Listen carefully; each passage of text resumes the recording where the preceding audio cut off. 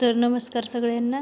आणि तुम्हाला हे जे व्हिडिओमध्ये वांगे दिसत आहेत हे पहा, पिवळे वांगे पिकलेले, एका आपले झाडाचेच पिकलेले वांगे असतात. आपण तोडले नाही पटकन की असे मोठे होतात, नंतर हे पिवळे होतात. तर ही खूप जुनी पद्धत आहे. पहिलं कसं आमच्या आजीनं पिकलेल्या वांग्याची भाजी बनवायची, डाळ टाकून, तुरीची डाळ टाकून, मूग डाळ टाकून, खूप छान लागत होती. तर आज ना त्याच पद्धतीने मी सुद्धा बनवणार आहे.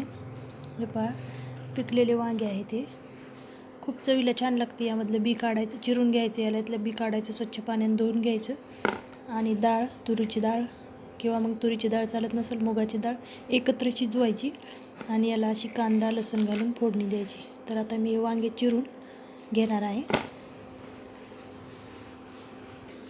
तर चिरलेले वांगे पहा असे दिसतात, यात बी असते, हे बी काढून घ्यायचे, आपल्याला बारीक बारीक फोडी करायच्या, शिजवून घ्यायचे.